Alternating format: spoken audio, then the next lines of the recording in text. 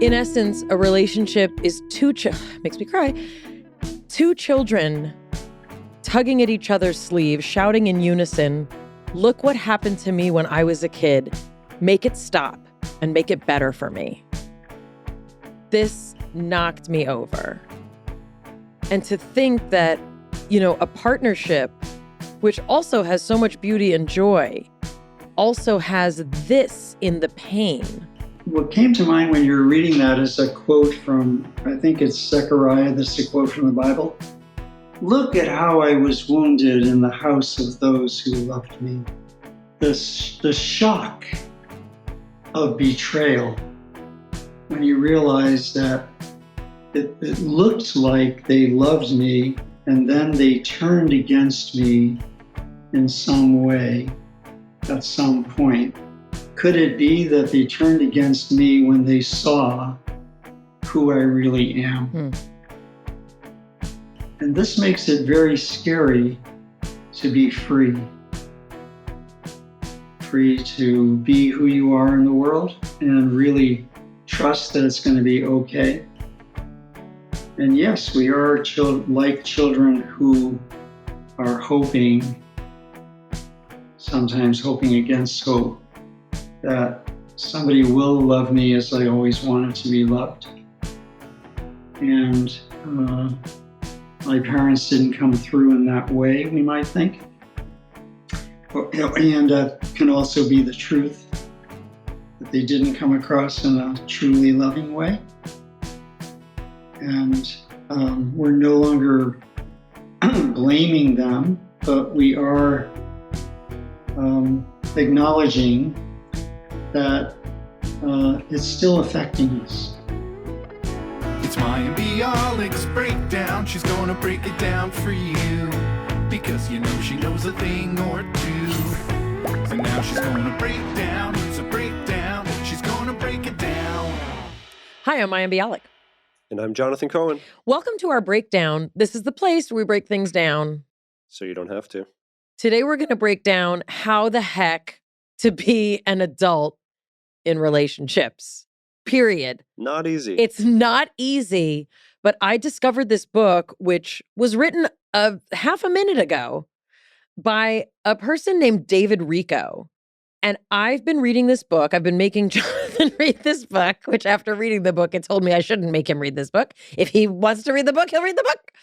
But How to Be an Adult in Relationships, The 5 Keys to Mindful Loving is a book by psychotherapist, teacher, writer, David Rico.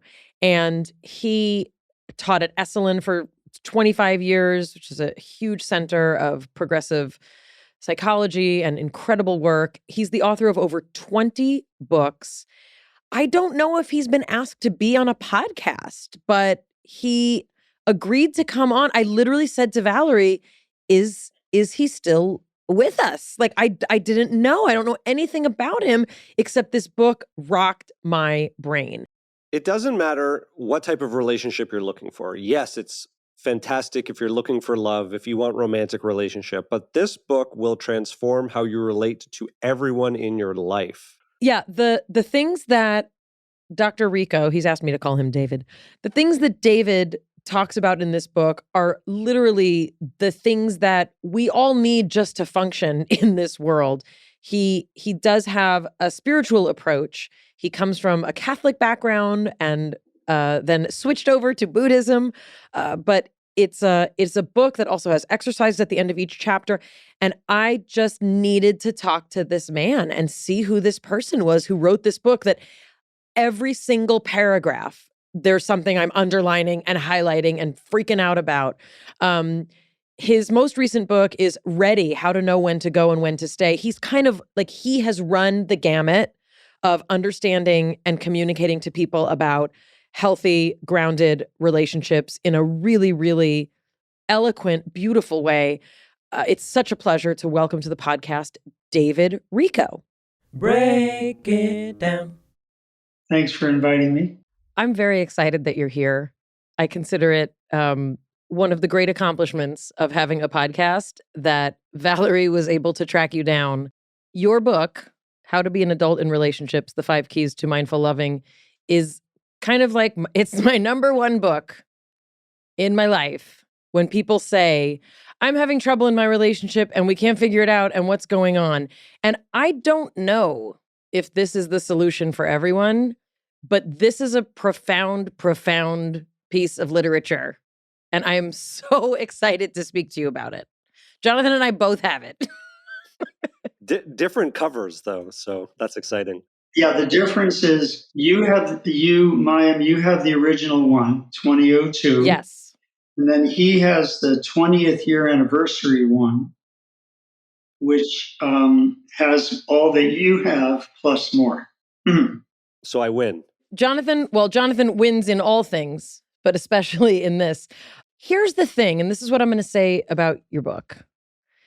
There's not a paragraph that goes by that I have not underlined, highlighted, put exclamation points, circled. So I've grown very fond of my copy. Before we kind of get into it, you've written other books. You have an entire career. You are not just this book. But if you only wrote one book in your life, it would be okay if it was this book. But I wonder if you can tell us a little bit about sort of where your career got started, how you decided to become a psychotherapist. You also, were part of the Esalen community. So can you talk a little bit about sort of when you knew you wanted to help people the way you help them and sort of where that came from? It seems like a kind of a calling. I don't see it as a business venture. I see it more as there was something in me that was able to say things and find out things about human relating. And I became a therapist in 1969. So it's now over 50 years. Wow. And I've worked with, couples and individuals, I would say about 5,000 people. And from them and from my own experience and from students, because I also teach, I learned what you're finding in the book. And were you someone as a child who was emotionally sensitive, intuitive? I mean, 1969 is obviously, it's a minute ago. And, my parents were born during World War II. It was a very different generation, that my parents were first generation Americans. And, my father of blessed memory was not someone who was really conditioned to have a tremendous amount of kind of emotional intuitiveness. He was a very sensitive and emotional person. But, for all humans, and I think especially men, growing up at the time that I'm assuming you did was a very different time than the times we think of now, where people are encouraged to kind of tap into that. Was it something you sensed as a child, as a teenager? I mean, I'm just curious, like, how you get to be you. I would say, and I also am the child of first generation immigrants, and I was brought up in New Haven, Connecticut. And I always had a sensitivity and love for, it began with a love for poetry, which I still have. And then I noticed that I had some writing skills. And so I, kept working on that. And I guess there was always the idea of being of help in some way. I was brought up with people who, like for instance, my grandparents and their brothers and sisters, and they couldn't speak English. So I think it began with my trying to explain things to them, make things clearer, and like teach them English to whatever extent I could. And that seemed also like a way of helping. Also, when I was brought up, you didn't get a lot of kudos or appreciation for sensitivity. The sensitivity, the kudos and the appreciation came if you were good at sports. Were you good at sports? No, I was not. But I was the guy that, the jocks came to help them with their homework. So I found a place to be me. And I always had something in me that wanted to be of help. And where did you go to college? I first felt I had a calling to the priesthood. So I was a Catholic priest and I went to a seminary. Oh. Yeah. Seminary was in St. Thomas Seminary in Connecticut and then St. John's Seminary in Boston. Wait, let's just pause for a second. You had a calling to be a priest. Yes, and I was ordained. And this was during Vietnam times. So my priesthood, which lasted 3 years, was mainly about being anti-war. Mm-hmm. And I joined with Quakers during that time. And gradually I realized priesthood was not really for me. And also, we had a political difference because church seemed more conservative. Mm-hmm. And not blaming anybody, but anyway, I moved on. Then I got married the next about year or two later. Okay, so David, let's just take a pause. Because the first thing I think of when I think of priests is that they can't have sex. Oh. So you were committed to essentially a relationship with God, as it were. Combination of the, thinking I didn't really have a calling for celibacy, and secondly, the political issue. Got it. So then what happened? So where did you meet this person? Was she a nun? She was high school. She was in my class in high school. Wow. So then we had a son who is now 50. And we also, were able to join more liberal causes. So it all felt like it fit. Mm-hmm. Secondly, we moved to California from New England. Mm-hmm. And then when I got here, I got a job teaching in the adult division of Santa Barbara City College. And one of my courses was about how relationships work. And the notes from that course are the beginning of the book. You settled in, did you settle in that part of the state? When did Esalen become part of your community? Then I started teaching at Esalen. I taught there for every year for about 25 years. And I also taught at San Damiano Catholic Retreat Center. And I also taught at Spirit Rock Buddhist Retreat Center. So I keep combining some Christian-oriented work with Buddhist work. I wasn't leaving the priesthood with any anger. I was just, gently recognizing it wasn't for me and yet taking with me what I thought was still valuable, such as the archetypal meanings of many religious beliefs. Mm-hmm. And in Christianity, God himself is a relationship because of his Father, Son, and Holy Spirit. They relate to each other. Mayim Bialik's Breakdown is supported by BetterHelp. We've all had times in our lives where we're uncertain about where we're going. And I'm no exception. Sometimes in life, we're faced with really tough choices and we can't always see the path forward. Maybe you're dealing with decisions around your relationship or your career or really anything. Well, therapy can help you stay connected to what you really want while you navigate life so that you can move forward with confidence and also excitement. Trusting yourself to make decisions that align with your values is the more you practice it, the easier it gets. That's what I've found. Therapy is something that I was so nervous to start, so nervous to commit to, and now it is part of my life, and I think it's always going to be part of my life.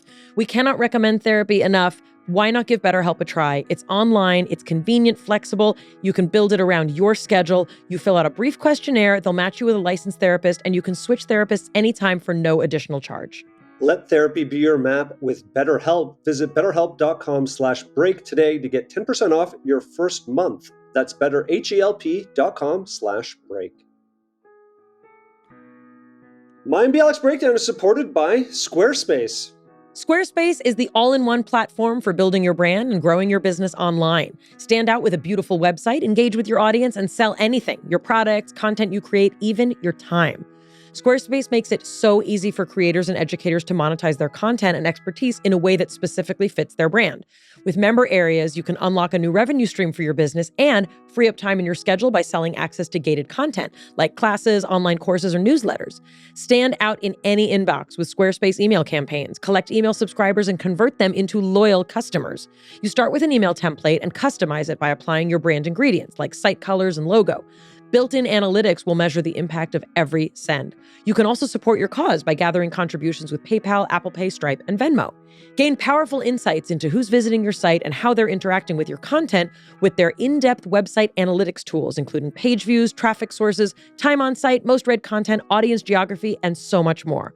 Squarespace also has powerful blogging tools, so you can share stories, photos, videos, and updates. You can categorize, share, and schedule your posts to make your content work for you. Display posts from your social profiles on your website, automatically push website content to your favorite social media channels so your followers can share it too. Do it all. Go to squarespace.com/breakdown for a free trial. And when you're ready to launch, Jonathan, what code do they use? Use the offer code BREAKDOwn to save 10% off your first purchase of a website or domain. I kind of want to work our way through some of the concepts of how to be an adult in relationships in particular. You know, the book is divided into the home we leave, struggles along the way, and returning the blessing. And the bulk of the book is spent with a lot of the struggles, but I want to first focus on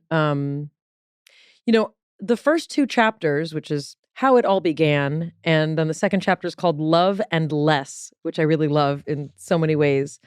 You talk a lot about the significance and importance of kind of knowing where you came from as a basis of self-exploration, and then kind of being able to take that self into whatever relationship you are in or hope to be in. And the first question I want to ask is something that a lot of people who are skeptical or resistant to psychotherapy ask me, and I've been in psychotherapy since I'm 17 years old, 18 years old. What would be your answer to the question, like, why dig into the past? Like, why go there? Especially if you came from pain or challenge. Like, why do you have to go back? Why unearth it? What happened to us in early life continues to affect us in the way we relate to others, and specifically in the areas that I'm working with, which I call the 5 A's. Attention, affection, appreciation, acceptance, and allowing. That these are 5 of the many needs that we come into the world with. And to the extent that these needs were met in childhood, we gain the capacity ever after to be able to be with people satisfactorily who only give us a modicum, a moderate amount of those 5 A's. So we're designed to have all 5, 100%. In very early life, in the first 5 years, say. And if we did receive them, with them, we receive the capacity to be satisfied with what other humans offer, namely a more reasonable dose. But if we were not fulfilled, then the very ones that were not taken care of by our parents, or whoever our early caretakers were, they become like bottomless pits. And then I just can't get enough of the attention that I missed originally. Or another way of saying it is, if I didn't remember anything about my childhood, I could piece it together by how I work with each of those 5 A's. The ones that I'm totally okay with and don't want a lot of, those are probably the ones they gave me. Good enough most of the time, not perfect. That's all we need, just good enough most of the time. And the ones that I keep craving for more and more of, the Buddhist definition of suffering, continuous craving for that which is ultimately impermanent, as if it were permanent. That shows me what I must have missed out on. And if I'm still blaming my parents for how they didn't come through in all the ways that I was hoping they would, then I'm also still tied to the past. I still haven't left home. Because the real issue now is how you hold your experience inside yourself. It's no longer a transaction between those two little people, mother and father. Then these same 5 A's are the ones that we want in relationship. And we look for someone or believe we have found someone because of all the heady romance. And romance is full of all the 5 A's. So it seems like, oh, I found someone who's going to provide them in an ongoing way, again, seeking permanence. Another inroad into suffering. Whereas actually, all we could ever hope for from one another is a reasonable amount in a good enough way most of the time. Basically, the past is still happening in the present. William Faulkner said, one of my books is called The Past in the Present. Title says it all. And while I was writing that book, I turned on the radio once, and there was a quote from William Faulkner, who said, "The past isn't ended, it isn't even past." I thought, oh, he summarized my whole point. You see, it's as if there were 2 mountain peaks. First, you get to the mountain peak of the end of childhood, and you're beginning your adult life. Think of that as peak number 1. Then we have the other peak, which is to design a relationship that really works and that is fully adult. We imagine we can simply jump from one peak to the other. But the actual work is to go down the original peak through the valley of darkness and then back up to the peak of healthy relating. You can't jump over. You can only go down and through and up. The book shows the journey from the first peak down through the valley up to the next peak. There's a quote Mayim and I were talking about, and it says, "Everyone you meet, you're meeting everyone who's ever hurt them," which is reflective in what you just said. You know, that there's an idea of cellular memory, and you said the deprivation or fulfillment are recorded in every cell of our bodies.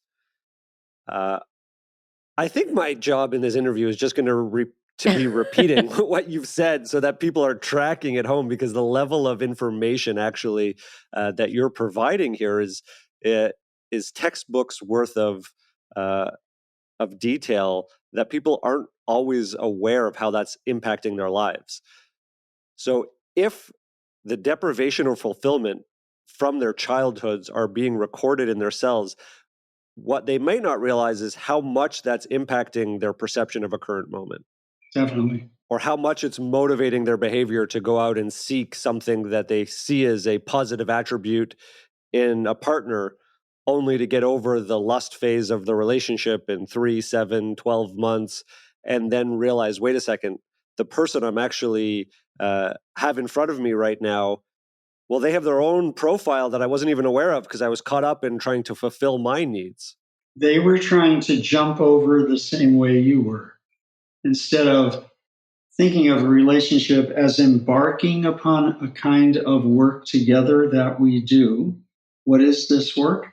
It's to find a way to love effectively, purely, wholeheartedly, while still maintaining our own personal boundaries. And when you didn't have any models for how to do that from early life, and all of us mammals learn by imitation, then you need some help. And so, the self-help movement has come along and given us that kind of help. I'm fascinated by present culture and the impacts of dating and how you've seen, changes in relationship dynamics from when you started in, the early 70s or earlier through to today. And now there's, media has exploded. People meet in all sorts of different ways. It feels like it's harder to convince people that the model of relationships is, as you described it, finding ways to love each other wholly while maintaining yourself versus using others as a distraction or being swept up in Hollywood notions of what type of romance is sold to us, that we see someone across the room and we have, just this knowing that we're meant to be together forever, or that we're going to just magically have this amazing life if only the right person comes in to our sphere and they match. How do you, see that things have changed, and how do people today dispel some of the myths that have been sold to them about what love is? It seems like we have learned something over the recent years. It's no longer as much some enchanted evening, you will meet a stranger and that's the person you always wanted and will always have. But we haven't become smart enough yet, I don't think, to realize how much psychological genetic material we're still holding on to from whatever happened to us prior to this relationship, both from childhood and from other relationships, which might or might not have worked. And just an awareness of this and total honesty about it really makes a difference. And I also suggest, and I do mention this in the book, that couples who stay together are the ones who are not afraid to have a State of the Union discussion. Imagine doing this every 6 months or so. Hey, let's just talk about where our relationship is as of now. What needs am I finding really fulfilled here? What needs are not fulfilled? How am I helping you with your needs, and which needs of yours are fulfilled or not? Being honest enough to have that kind of a discussion, I still don't see that happening. Quarterly investor meetings. I want you to take us back to this notion of the 5 A's, which, it's some of them are, I think, more intuitive than others, right? Like attention, I get it, right? Acceptance, I get it. Appreciation is a little more, I think, complicated when you kind of think about how should parents show appreciation, right? How do you model that? Affection is, also I think somewhat clear, but can be confusing in obviously families in particular that may have abuse or lack of boundaries. And allowing, also is one of these really interesting, it's an interesting 5th A. I want you to walk us through. And I know, what you said is good enough most of the time, right? That's what we're kind of and I'm a parent. That's the goal. Yeah, Jonathan's a parent. I have how old are my children, Jonathan? I have an almost 15 and a 17-year-old. Jonathan has a 15-year-old.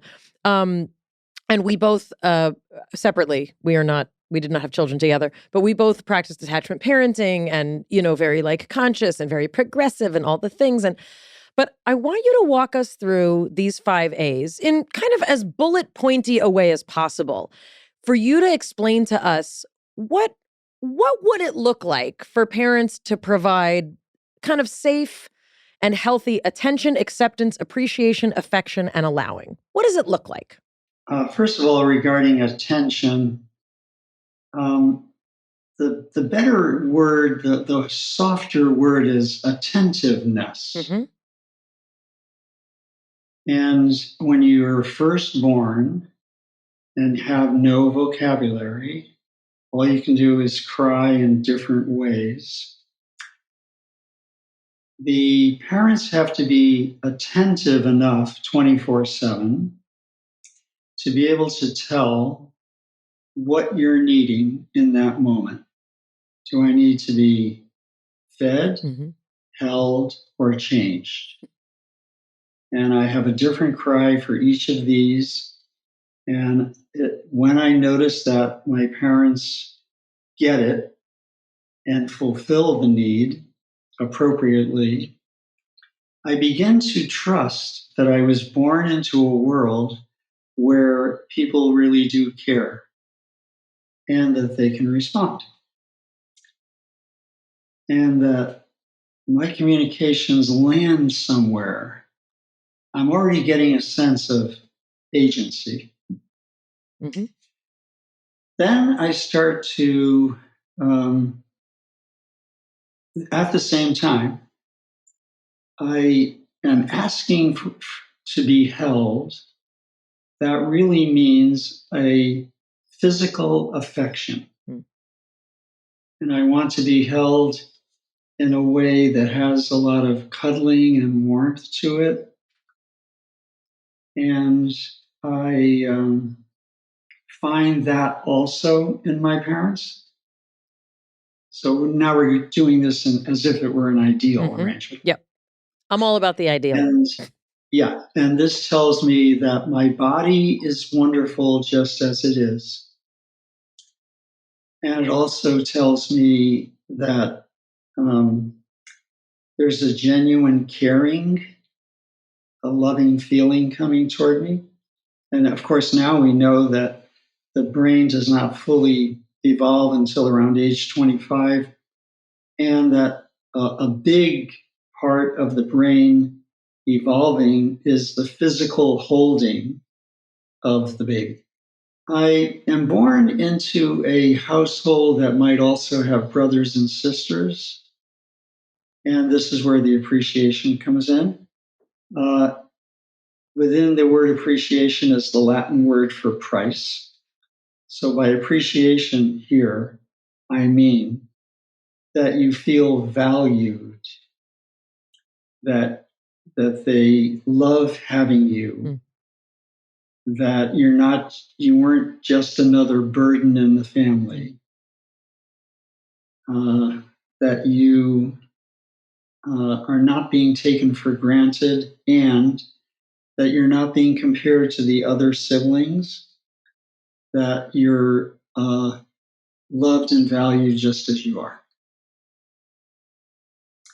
Then you start showing your actual personality profile. And now you're kind of testing, you're trying to find out, will all the sides of me be welcome here? Or will some be rejected and only a few accepted? Opposite of accepting is rejecting. So when you notice that they accept all of you with all of your proclivities and interests, with what you want to focus on rather than what they want you to focus on, you're noticing they're not trying to make you into something. They are very curious about what you're becoming. So that's the acceptance. Then one day you crawl across the floor and you realize, I no longer need them to carry me across. I have started a long lifetime process of becoming independent. Were they okay with that, or did they grab you and want to carry you across anyway? Did they allow you to go when you were ready to go? Then, of course, you went to school, then you went to college, so forth. And every time you were going in some way, they were okay with it. Opposite of allowing is controlling. Mm. So in the ideal household, it would look something like that. It's love as a caring, committed connection that's shown through these 5 A's: attention, acceptance, appreciation, affection, and allowing. Every chapter of your book has exercises at the end. And one of the exercises in this chapter, How It All Begins, is I'm just going to cry. I'm just letting you know. I'm going to cry. It's going to happen. And you have 5 sentences. And I read these to Jonathan because I was like, this is what it is. I am paying close attention to you now. I accept you as you are in this moment. I allow you to be yourself. I appreciate you for what you have been and are. I have real affection for you, no matter what. Like that is it. And it has to obviously be enacted through a million interactions that a child has with a parent. And in particular, I don't mean to be heteronormative or gender biased. I'm sure you've had to exist through a lot of changing definitions of all sorts of identity, but those are typically the things that a child is first experiencing with the person that gave birth to them / is their mother. And, the development of a primate, whether it's a human or another kind of primate, looks in millions of little ways like these 5 sentences, right? Like that's sort of what we're all in some way imprinted with. I want you to talk a bit about why your book has a spiritual component. So Jonathan had mentioned, how do we understand love as a spiritual journey? Why does this book have a spiritual component? Well, because I'm the one who wrote it. And what with my background and then finding Buddhism, there was no way I could imagine a world that did not include the spiritual. There could never be such a thing as it's all in Psychology 101. I'd like to use a simple example. Please. And this is one that I have thought, well, this is a good one to use to explain why it would be necessary in a successful relationship to have spiritual integrity and loving kindness as your 2 main personal commitments. And we're not talking about God belief. I just want people to be clear. This is not like you have to believe in God to have a successful relationship, but the overarching principle of this book is that we are human beings with a spiritual identity that seeks a spiritual grounded connection in others that in some ways has divinity in it. It's otherworldly. It's got magic to it. It can be mystical. And, as a scientist, I identify very strongly with the scientific basis of a spiritual experience, which you also talk about. But I just want people to be clear that this is not like you have to believe in God, bring God into your relationship. That's not the purpose of what you talk about with love as a spiritual journey. Right. Well, thanks for clarifying that.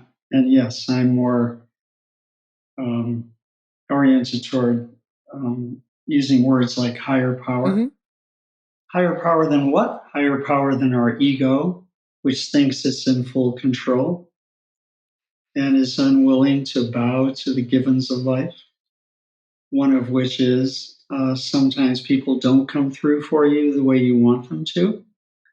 When this happens, how are you going to hold it? Because it certainly will happen in the course of any relationship.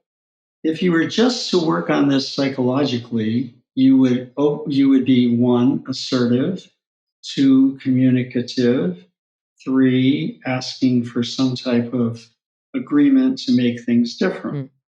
So you would say, ouch, when you said this, and my feelings are hurt, And secondly, I want to be able to talk about this.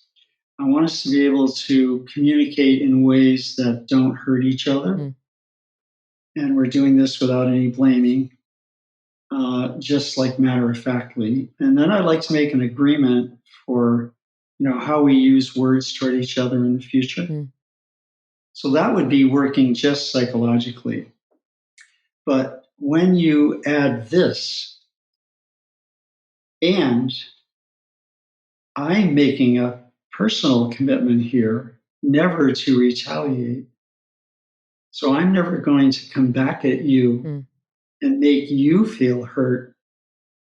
Even if you're sarcastic, I'm not going to use a comeback because I'm committed to a spiritual path in which there is no longer retaliation, only reconciliation.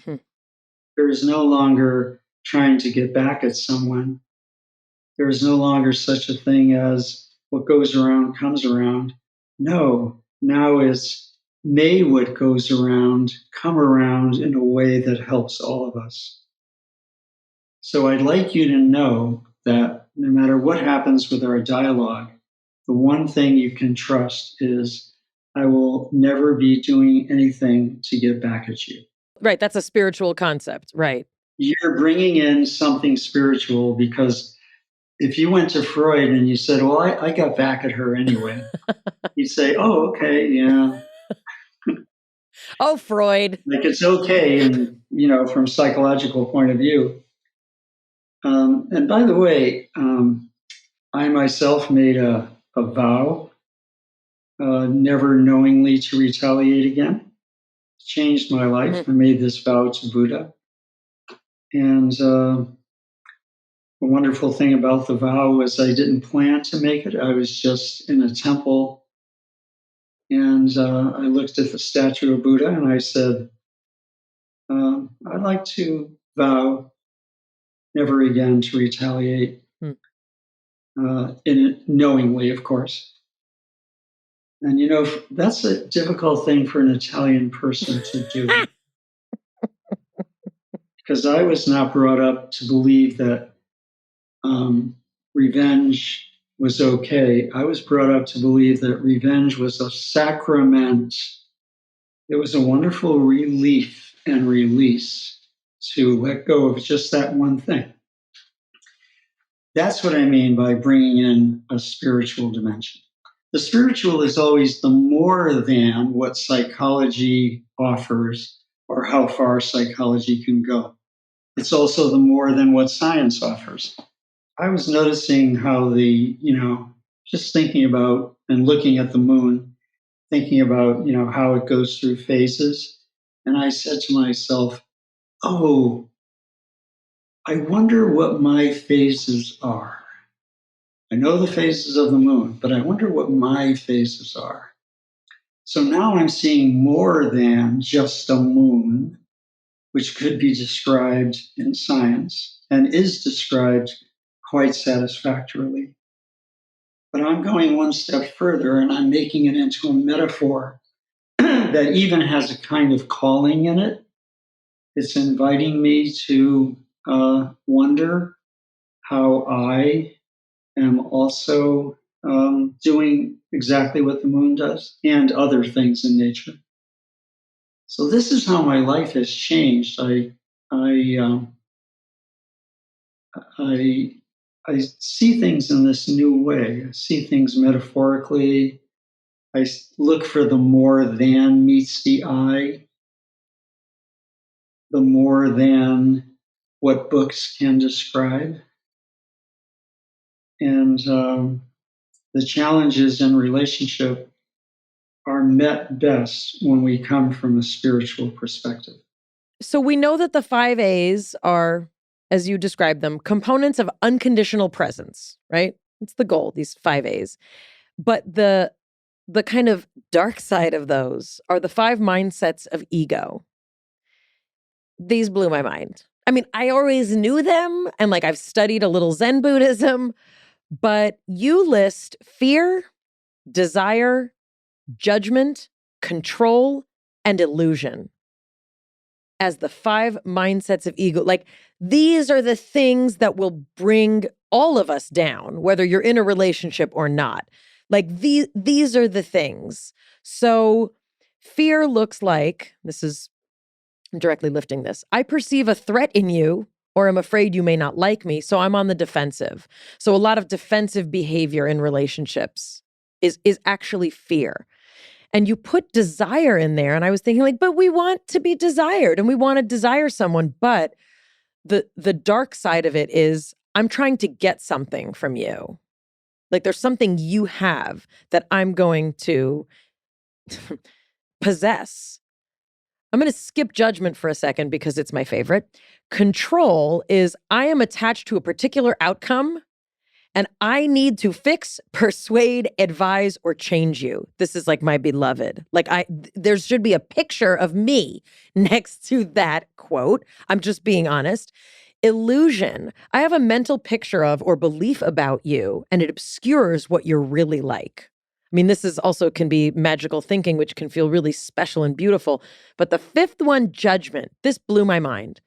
Judgment can take the form of admiration, criticism, humor, positive or negative bias, labeling, praise, or blame. So when I think of judgment, I think of criticism, blame, negative bias. But it had never occurred to me that even those kinds of poking fun or even excessive admiration is another way of saying, I am caught up in my own opinion about you or about the situation. That blew my mind. I think a lot of people just aren't aware of how these color their interactions. Mm-hmm.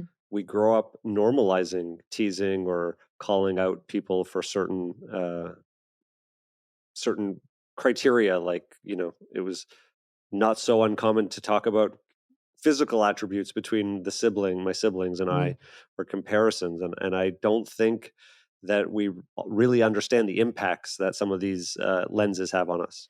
Since we have the kind of ego that could go in those 5 directions, it must be that to have a healthy relationship, we would have to practice letting go of ego, and along with it, those 5 inclinations that we would no longer act on them. And that too is not something that you could get from psychology alone. You would have to have, the Bodhisattva Manjushri with his sword that cuts through the ego's proclivities. You would have to have help from individuals in your life who call you out about these things. And you'd have to have an ego that was not so arrogant that it became defensive and denied what they said. That, you would say, oh, I guess that's something I need to work on because I don't want to come across that way. How do you do that, David? I mean, like, you just basically defined what you need in a relationship is someone who can identify the places where your ego is taking over with fear, desire, judgment, control, and illusion, and not only be able to say, I see this in you, but you need to then be able to receive that and say, oh my gosh, yes. And I don't want to do it that way. And it hurts us when I do it that way. And wanting to be in a relationship where that is reciprocated, right? Like, how do we do that besides reading this book and internalizing it? You would have to really care very much about your personal work. I really do want to reduce my inflated ego so that I can come across as an equal to others rather than thinking of myself above them. And when this happens, and I think it happens by a kind of grace, you can't get yourself to it. You just wake up one morning and you say to yourself, I don't want to be like that anymore.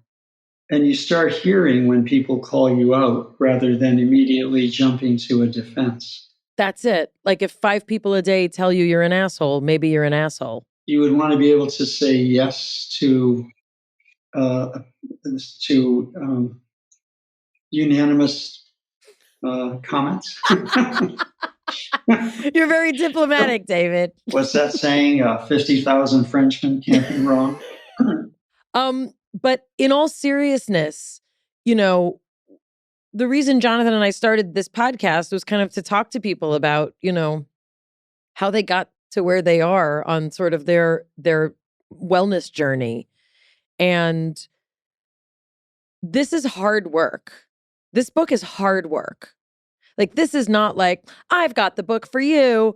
And look, you know, many people, especially, and you don't only write in the relationship space, but, you know, I read Gottman's book in my marriage. I'm now divorced, you know.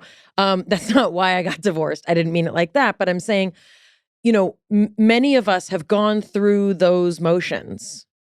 We've done the things, and the fact that I found your book, you know, at a time in life when I'm not even, you know, married. Like I've gotten so much from this kind of approach, though, that I recently recommended this to a younger friend of mine who I believe is still young and hopeful enough that she, you know, she can do it. Like, people are worth saving. But I also have found that even as a divorced person, you know, I'm seeing so many things in this, you know, like, hand to God, I wish I knew 20 years ago. I mean, I'm sure you get this is like your whole life is telling people things that you wish that they would have known. But to speak to Jonathan's kind of earlier question about sort of the way relationships have changed, you know, I think about, I mean, I literally wrote in my notes, I need to ask David, what's up with open relationships? And you don't need to speak to open relationships or polyamory or pansexuality or any of those things if you don't want to. But I am curious if kind of, you know, I'm sure you've seen a lot, you know, the nature of relationships is so different now than they were even 10 years ago. And obviously relationships change all the time. But do you have a perspective on if these things still hold true, even if people don't want to be in, you know, say a monogamous relationship? I mean, I can barely manage it with one person. I don't know how people manage it with several, meaning I understand how people have sex with lots of people. But for people who want to have, you know, multiple intimate emotional connections, which some people seem to, these things I'm assuming still hold true. But how do you see those relationships in the lens of what you present? As far as I've been able to tell, and I have worked with people who are in polyamorous relationships, which means, you know, more than 2 people in the relationship, and they're all being sexual with each other usually. That all of this still applies. It just makes it a little more difficult when you're trying to do it all with more than one person. But if your central orientation is to become the best person you can be at loving, then it will no longer matter as much who the objects are, because you have widened your embrace, and you're operating out of a standard that you yourself trust is the one that makes you a person with spiritual consciousness and psychological health. And it doesn't matter anymore what other people do or say. You operate out of this standard, and you're glad that you have found it. And people will notice that. They'll see that you're coming across in a way that has integrity. I love the line, become the best person you can be at loving. A lot of people want relationships. They want to get married. They want to have kids. They want a partner. I don't hear anyone say, I want to become the best person I can be at loving. And if they came from that orientation to say, I want to know someone, I want to create the space for someone, I want to have the acceptance for someone and give them attention, how would that change? Well, it makes it much easier because, it's about you rather than how can I squeeze this other person into the exact model of what I'm looking for. Instead, what you're saying is, how can I be who I am here, let you be who you are, and work out a way of showing love to one another. And the wanting to be a person who is loving in every way, it's such a beautiful and spiritual goal in life, rather than I want to make sure that my ego gets its full hearing. I think one of the quotes in the book that I've just remembered, see if I can get it right, that I'm not in the relationship to gratify my own ego. I am dispossessing myself of my ego to gratify the relationship. Imagine coming in with that as your motivation, how different it is from I'm here to be right, I'm here to be on top, I'm here to be the one in control, I'm here to be the one who gets exactly what I've always wanted, and it's up to you to provide it. This is a whole other way of being. It also has a huge impact, not just in romantic relationships, but in any relationship. Oh, yeah. Anytime you're interacting with Yes. anyone, whether it be friends or family or work, this level of or this approach changes the dynamic and creates the opportunity for much more closeness.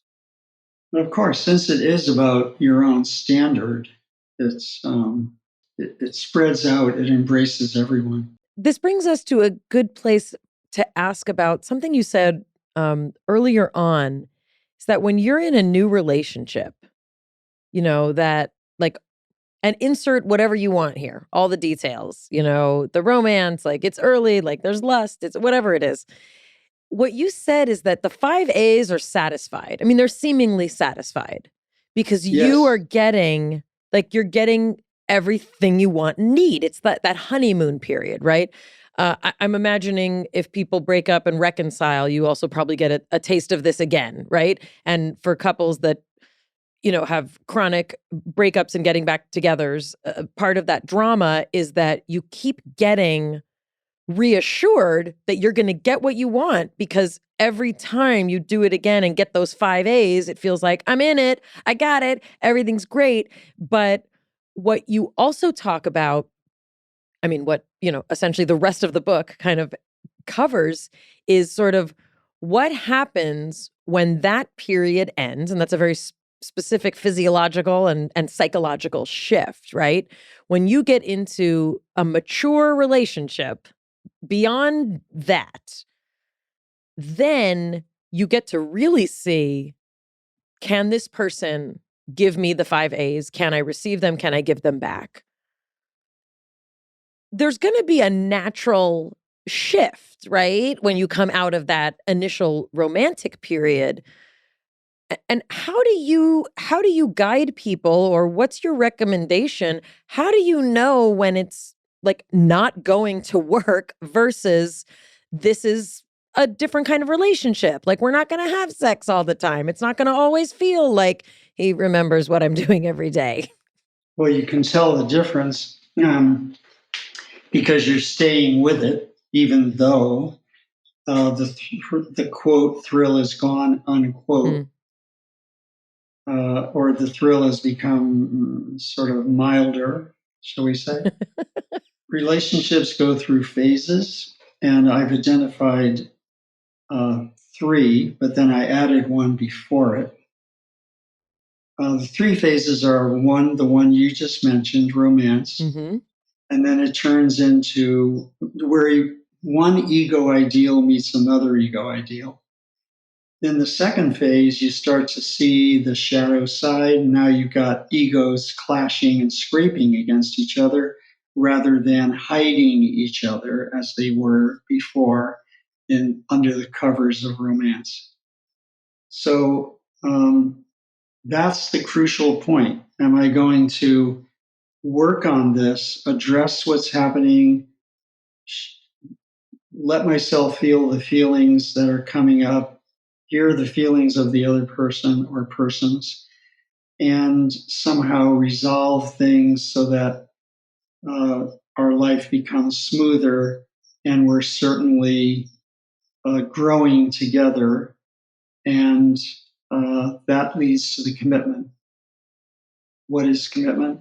Now we notice that the agreements are being kept, that the issues are being faced and worked through, that the trust has become complete, and that the 5 A's are given and received in good enough ways most of the time. That's the point at which marriage is appropriate. Marriage is not appropriate in the romance phase. I don't imagine people get married in the conflict phase.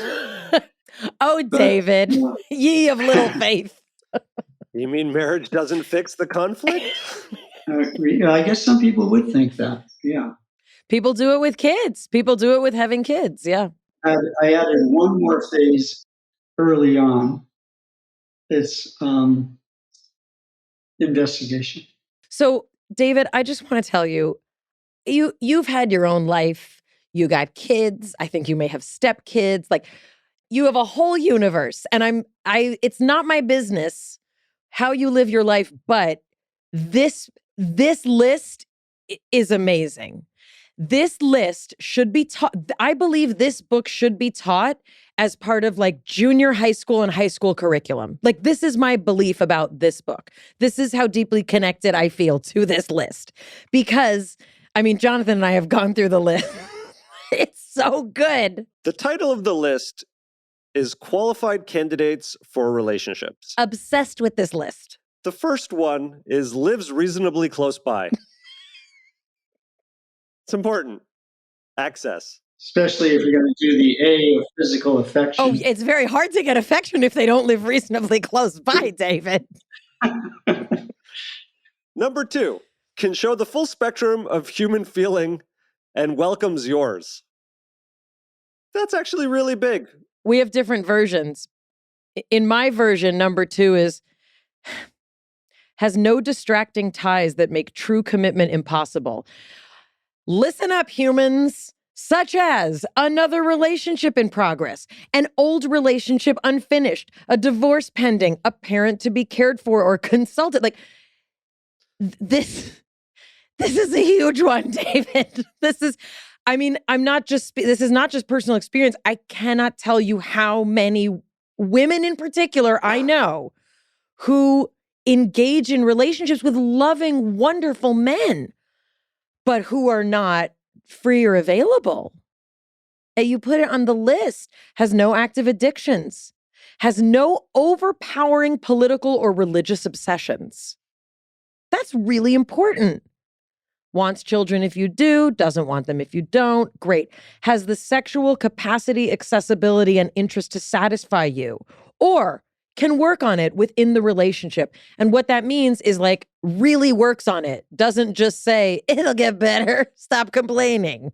There's one here that's before that in the updated edition, which is related, is your friend and not just your sex partner, loves your company and is compatible.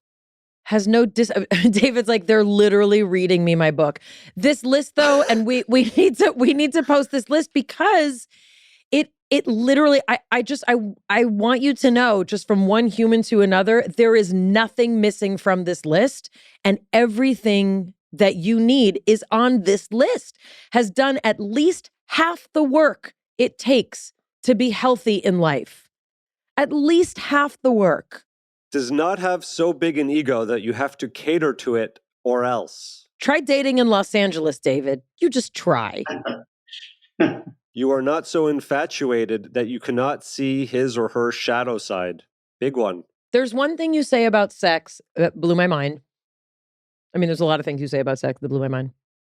But this one, I believe I literally messaged Jonathan, he was working, and I typed verbatim what you said.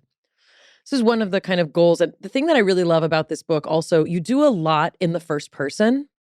You do it as interjections, meaning like when you're talking about some of the parenting aspects, like it would really catch me. It would hit me right in the heart where you would say, am I able to do that? You know, where is this touching? I really like that. But there's this one section where you say, as a wise adult, I will know the difference between sex with someone who's doing it the way he does it and sex with someone who does it in a way that arises from our specific bond. This blew my mind because I have never heard anyone articulate it. And I'm not speaking from personal experience in case my mother is listening, which she is. Hi, Mom. But this, Valerie, you're not looking at me, but you know exactly what this means. And I'm sure men do as well. This blew my mind because I've never heard someone articulate, you can be with a partner who is so skilled and so amazing, and they can do all the things, and all you're thinking is, they've done this with every girl. And there's nothing wrong with that. Like, it's fine if that's what, and some people might be like, who cares? It's amazing.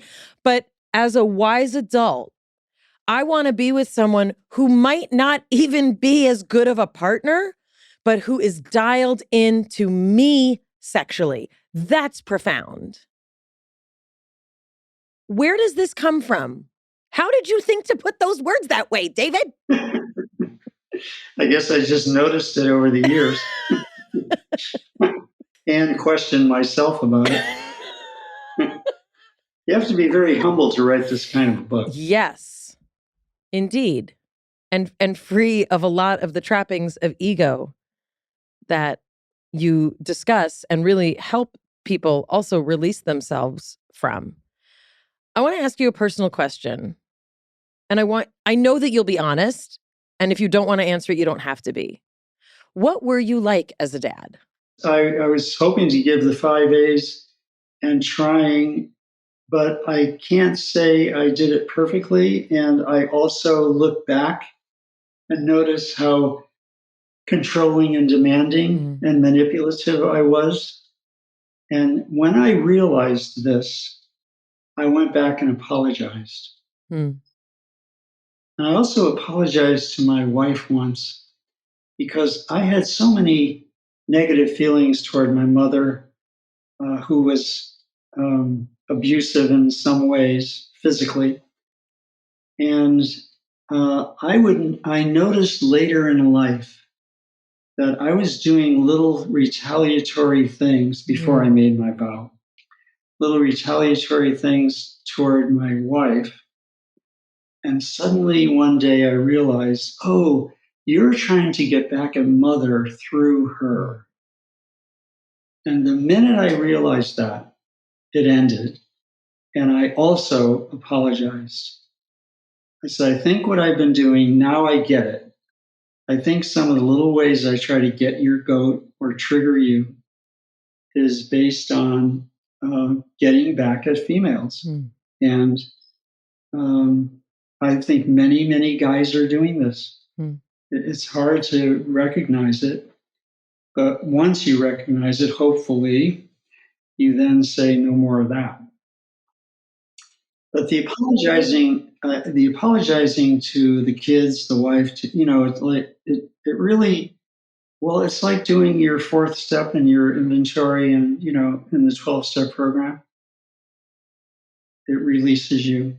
And by the way, I'd like to quote something from the book Alcoholics Anonymous. We found an unsuspected resource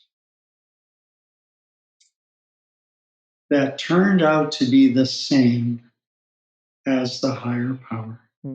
We found an unexpected resource in ourselves that turned out to be what we had called the higher power.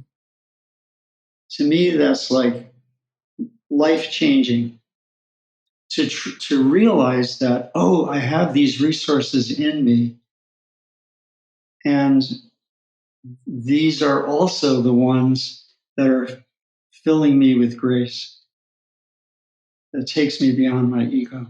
That to me is why programs like Alcoholics Anonymous and 12-step programs are spiritual programs of recovery, even if you don't believe in God, in a similar way that your book is a book of spiritual progress, even if you don't believe in God, because the notion is there is something divine in being able to be free of the trappings of ego and seek and receive these 5, you call them the 5 A's. Like that to me is divine. And I don't care what you pray to, or if you pray in Latin, Hebrew, Aramaic, or whatever.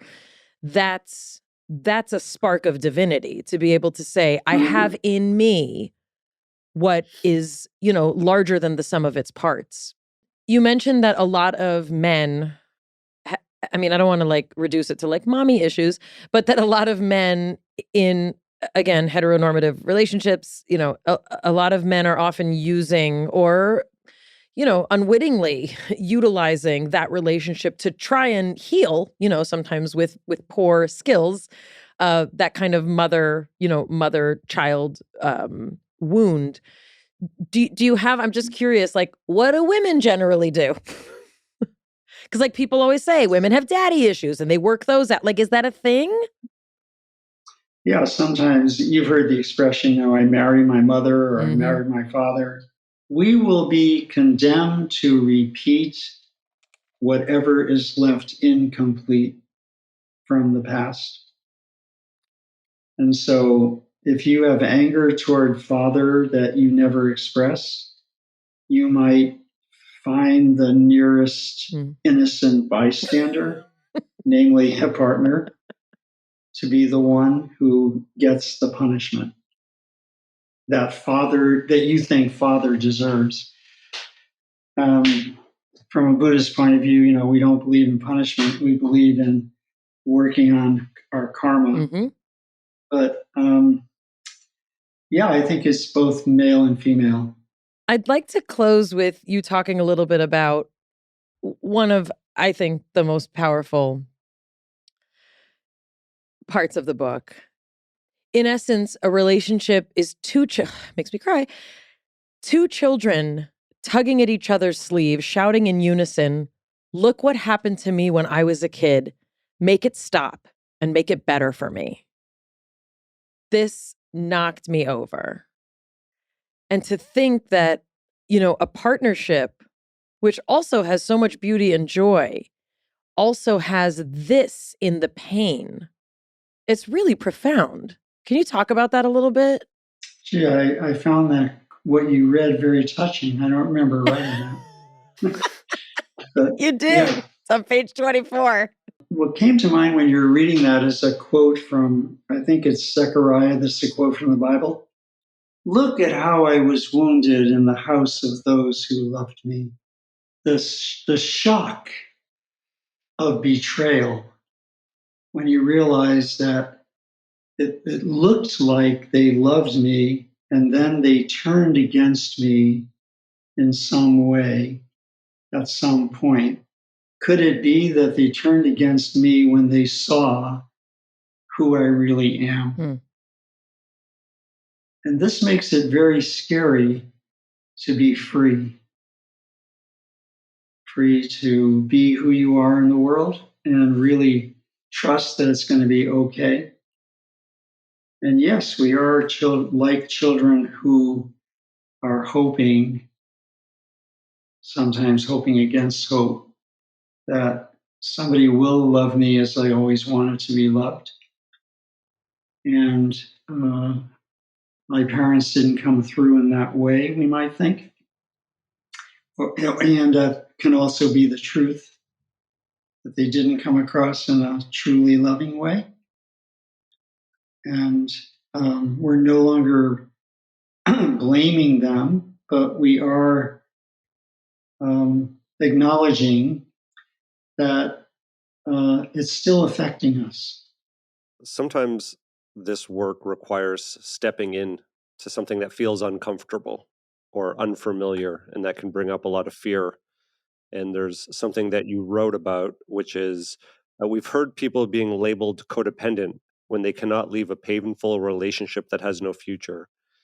Yet if the relationship reconfirms an original bond with a father or mother, leaving it may possess a terrifying threat to our inner security. Then all prospects of change, even for the better, represent a threat.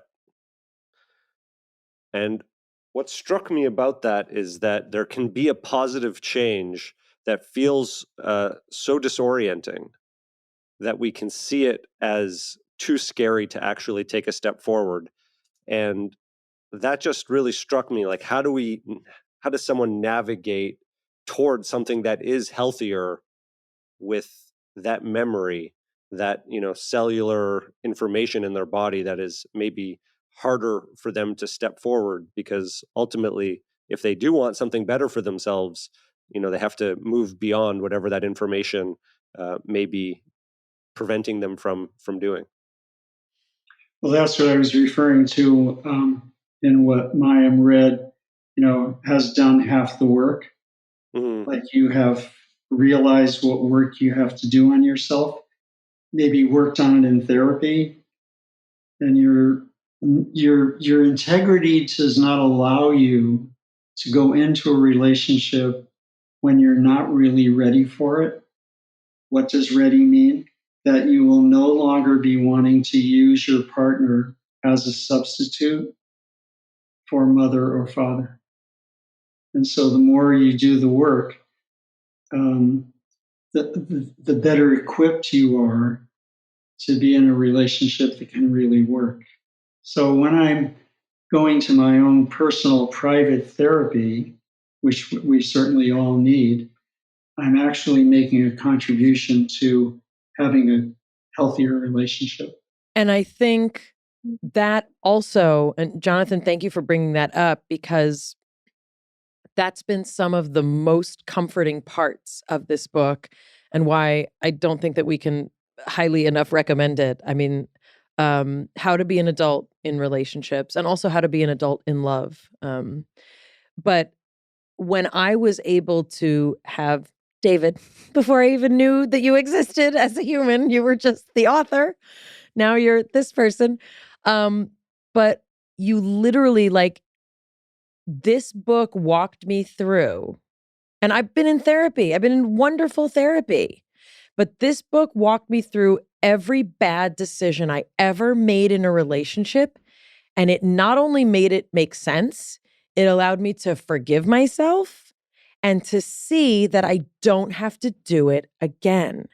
Because you go through, like, every single component. If you did not have this component, if you didn't have this A, what it's going to look like is that you will keep seeking it. And in adult relationships, when you're not a child trying to get it from a parent, you'll get it this way with your partner. You'll be critical. You'll stay when you shouldn't, because you keep thinking it matters more for you to stay than for you to leave, right? And, like, that's one of the main concepts you have, is that when you love yourself enough, meaning when you understand your needs enough and believe that they are worthy, you will no longer find attractive people who cannot fulfill those things for you. Like, that's right. I mean, I was like, well, that's it. That's the solution. And it's not just like, oh, you have to love yourself. Like, look in the mirror, tell yourself you're beautiful. Meaning you have to understand where you came, what's the home you left, without blaming and without hatred, to say, this is the mirror I'm holding up. This is what it looks like. And I don't have to take the wounds of my childhood into an adult relationship when they're coming with their own wounds as well. You expressed that much better than I could have. That's what I'm here for. Check out David Rico's books, How to Be an Adult in Relationships, How to Be an Adult in Love. Also, this is amazing. Get 25% off his online course, How to Be an Adult in Relationships, with the code MB25. So grateful that you came and shared with us. I think you're absolutely brilliant. I think this book is unbelievably transformative. And we're just so grateful that you came and spoke with us today. Well, I'm just so happy that I could be here, and I really enjoyed this. You guys are really fun to be with. Thank you. Such a pleasure to meet you, David. I mean, my favorite part was where he said that he realized that the vow of celibacy was not for him. We got to talk to his wife. I mean, that's like the next interview I need to do. Did I make him uncomfortable with how much I love this book? People are going to wonder if you're getting proceeds from the sales. We're not. He's not a sponsor of the show. Here's the thing.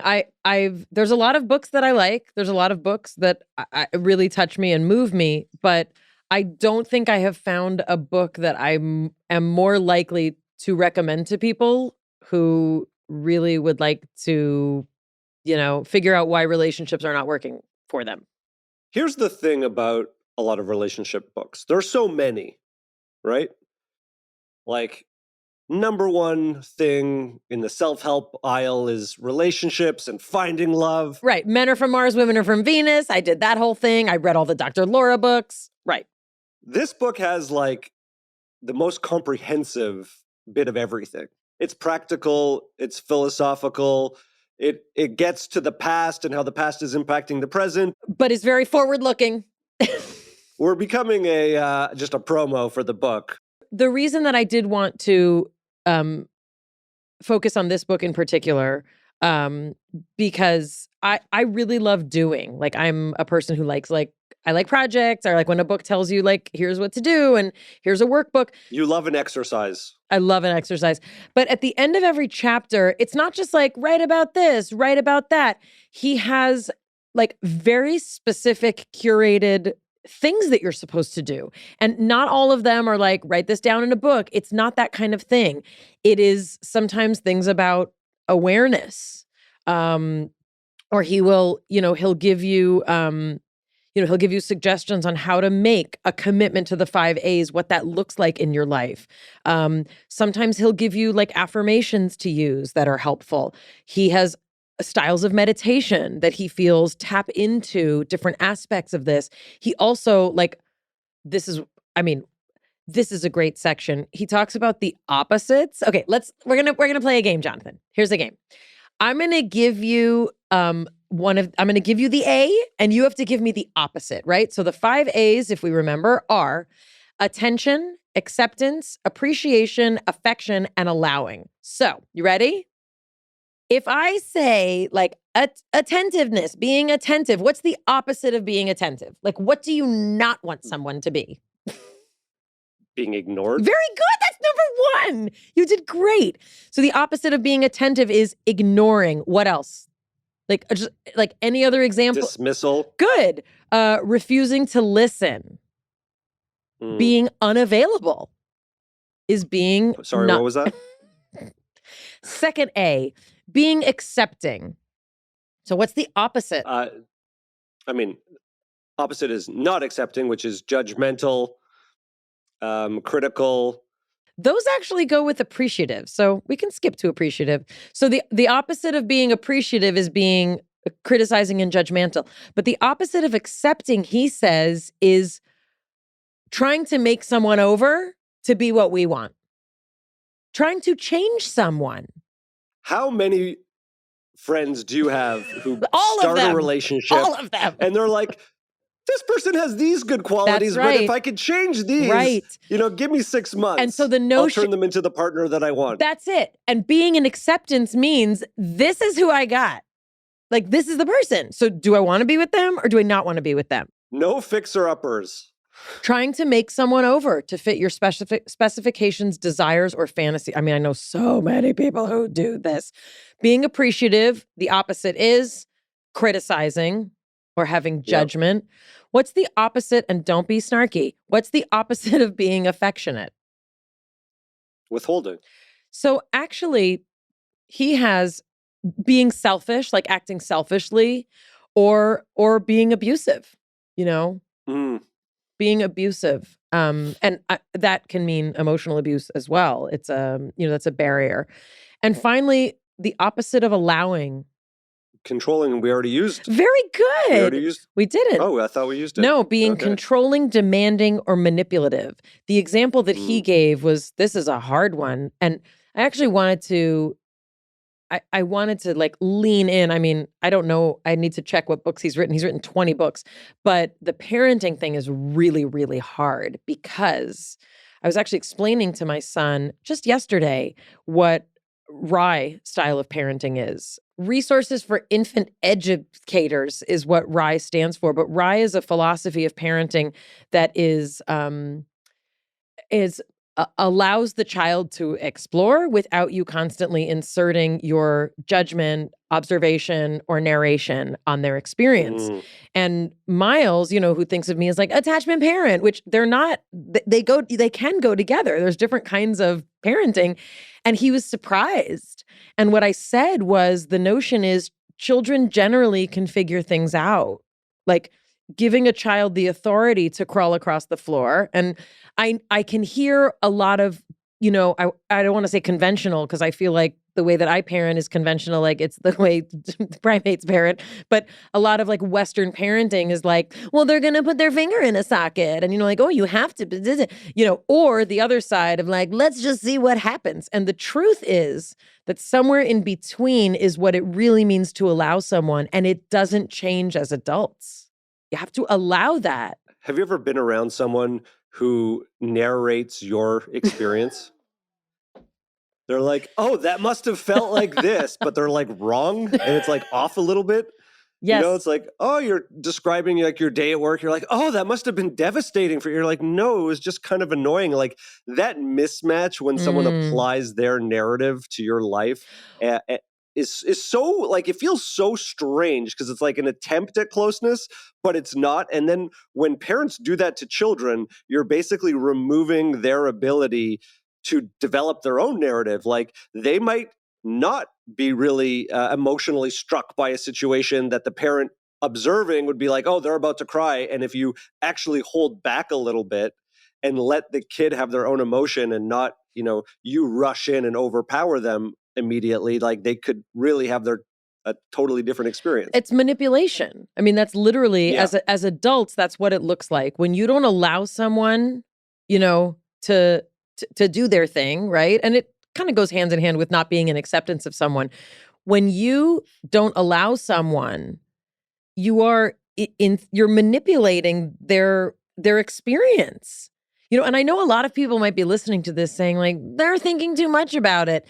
I don't think we are. Like, this is like really what happens. This is literally what happens as we're just humans, like trying to figure it out.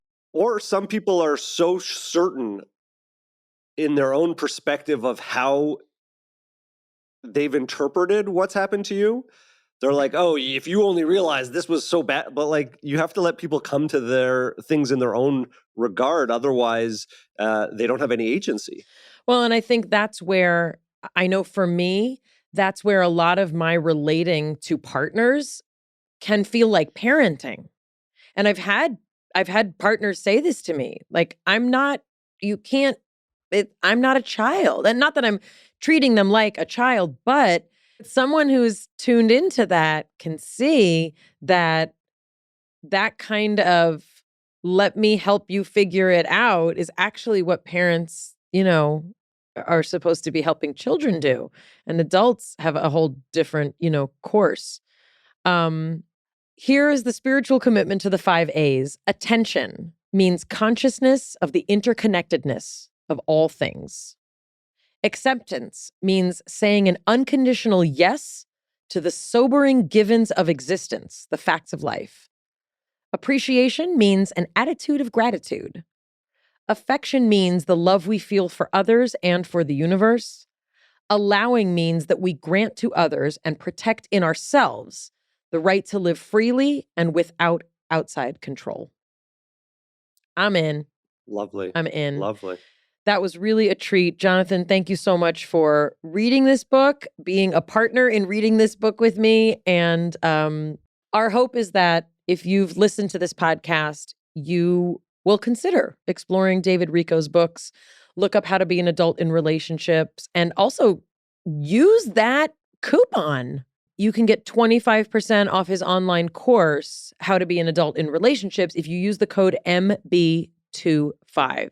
I do not think you will regret it. I think this is a really, really incredible book. And we hope that you will consider taking the spiritual journey towards becoming a better adult in whatever relationship you're part of. And from our breakdown to the one we hope you never have. We'll see you next time. It's Mayim Bialik's breakdown. She's gonna break it down for you. She's got a neuroscience PhD or two. One fiction, one and now she's gonna break down